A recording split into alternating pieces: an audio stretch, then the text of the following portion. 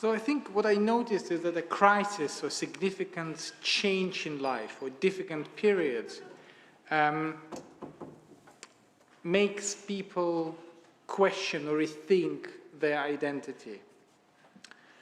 And what especially made me think about it is October the 7th, the terror attack that led to this war in Israel now, and what followed all over the world after. I think it all put an important question to all of us. What does it mean to be Jewish? What does it mean to be Zionist? Do I have to be Zionist if I'm Jewish? What's the balance between being a good Jew and being a good person? And I think this is the key question, the last of the key question. And what happens if these two aspects of me are in conflict with one another? At least these are the questions that I've been asking myself since October the 7th.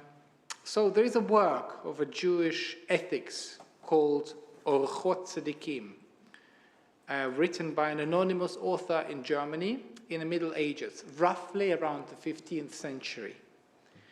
So to put it simply, this book is trying to answer the question, what it means to be a good Jewish person without having to choose between the universal values and particularistic values.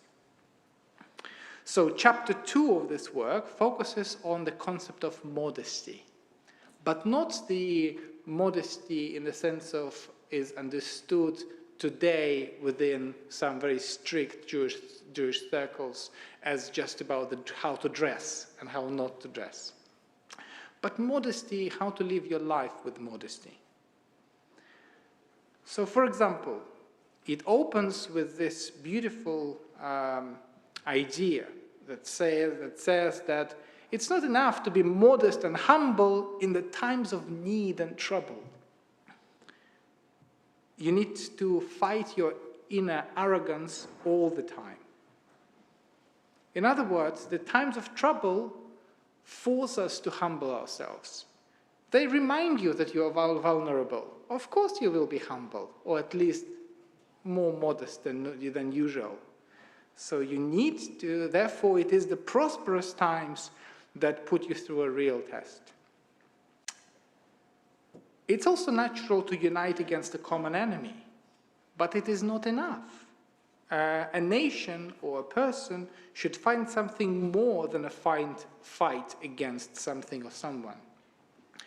So here's another thought from Orchot Tzedikim that I found really, really relevant, and I would like to focus on this thought today.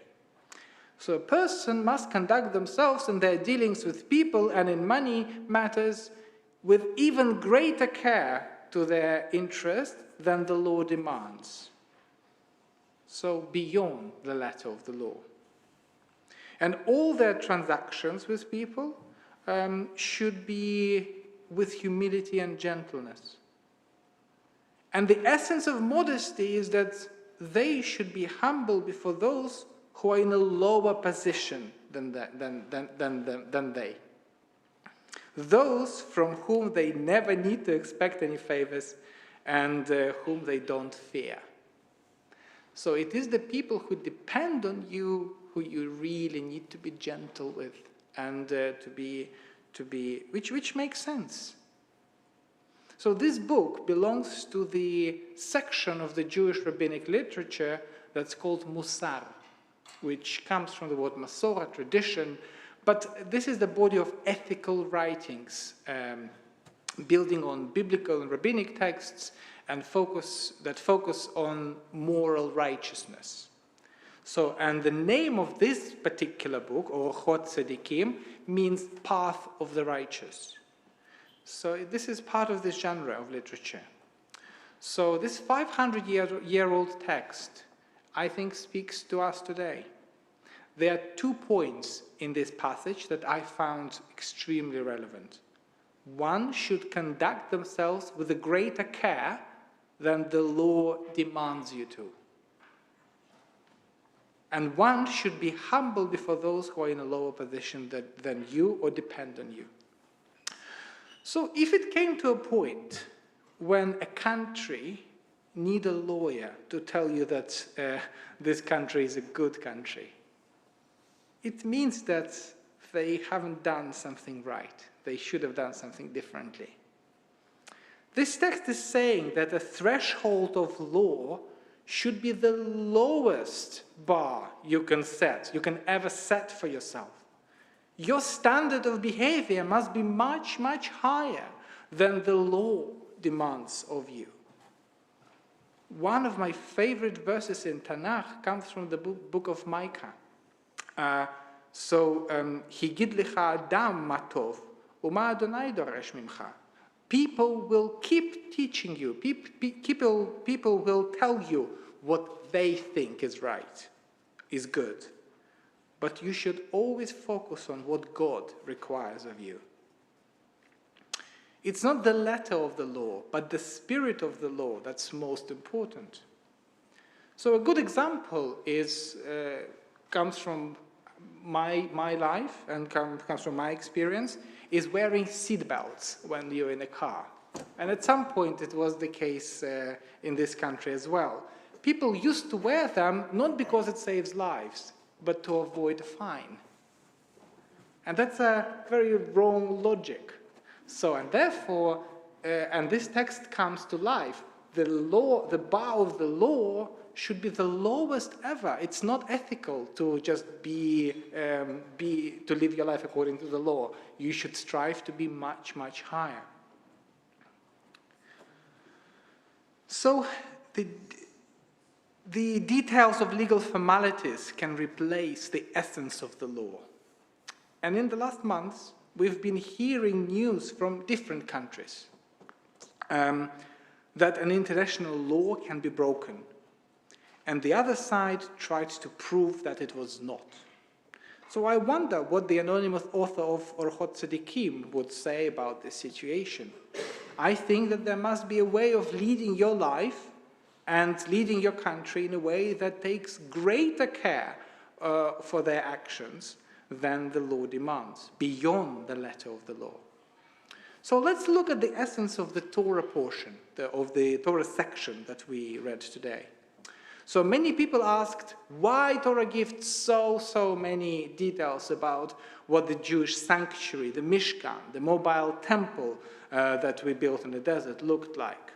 I mean, it is in a way boring to read it all. It's like reading the instructions of how to build something. Why do we need it? So is there importance in these measures, types of wood, metal, and stone? So Rabbi Morris Adler, the United States conservative rabbi, the American conservative rabbi who lived in the middle of the 20th century, identifies 4 tasks for the ancient Mikdash and applies it to the modern synagogue as well. So this is a few extracts from his writing.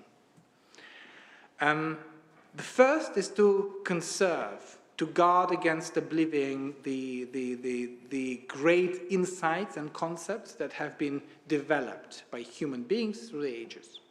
So Adler points out that new generations often destroy the past or rewrite the past. And it is the role of religion to preserve the accumulation of insights of human wisdom. So the religious sanctuaries and the details of their construction proclaims one simple message: do not destroy the ancient landmarks and the ancient wisdom. The second task of the sanctuary is to scrutinize, to criticize, to evaluate religious. So religious sanctuaries, Adler argues, must constantly present an ethical code that doesn't surrender to expediency, that doesn't give way to hysteria, that sees the problems of our time from the perspective of a great background of experience and faith.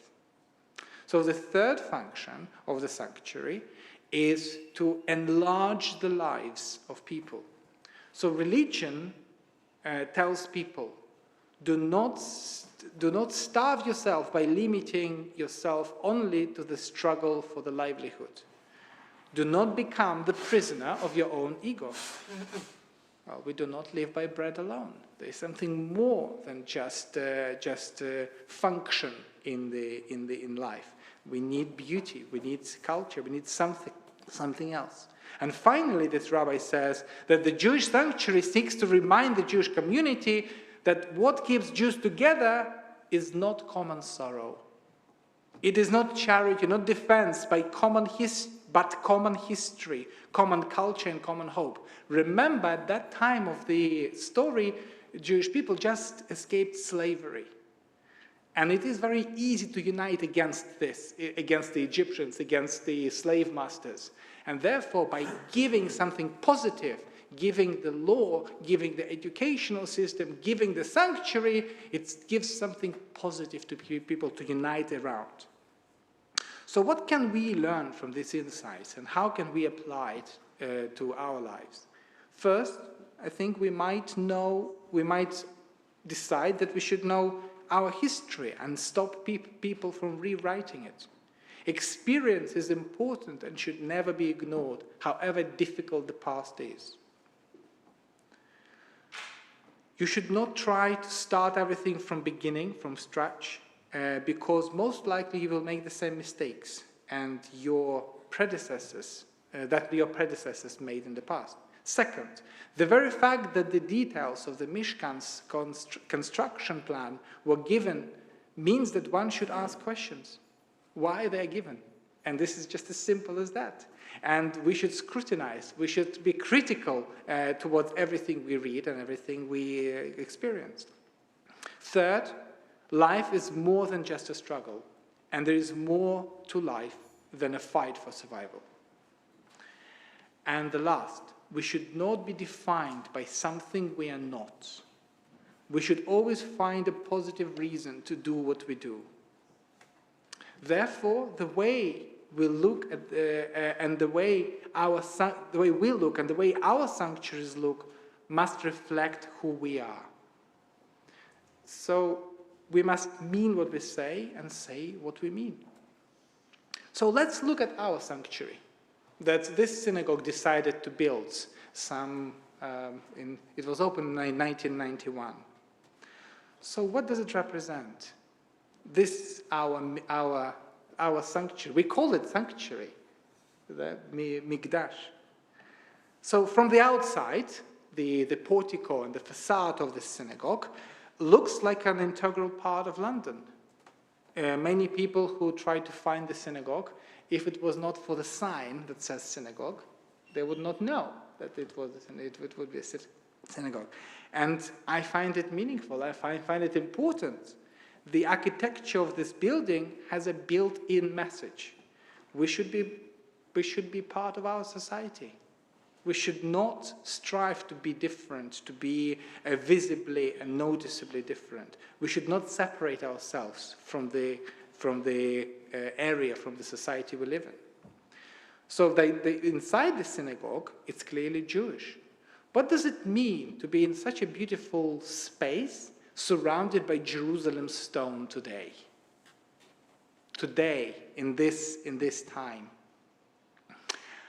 The first and most obvious meaning of Jerusalem stone here is, I think, to say that this is our Jerusalem. Not all Jews have to live in Israel. Making Aliyah should not be the answer for all. This is our Jerusalem. On a deeper level, it means that we must separate two identities, Jewish and Zionist. A Jew does not have to be Zionist. Or maybe the stone says the otherwise. I don't know. But what I found troubling is in the recent times, I think the Jewish community made a mistake by introducing Israeli flags on a march against anti-Semitism. When we conflicted, when we mixed two different messages, anti-Semitism and support for Israel. It's not always the same. Sometimes it is, but it's not always the same. And this is, I think, important to separate. Being Jewish, fight against antisemitism is important. And whatever your thoughts for. So let's look again at these walls. They also tell a different story, the story of coexistence.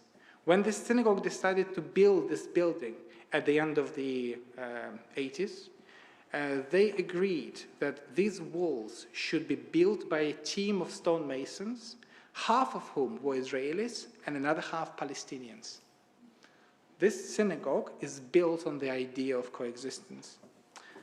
It's not only a symbol of hope, but a rare example of a world where Israelis and Palestinians live together, work side by side and build their future together.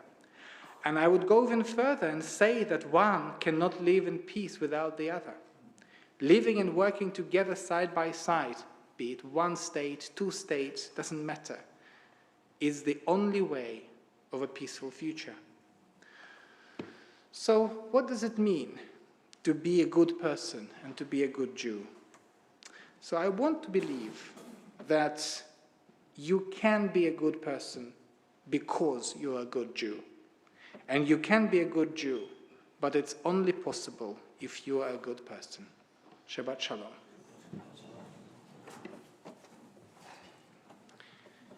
We're going to conclude our service on page 520 with Aleinu. Please stand.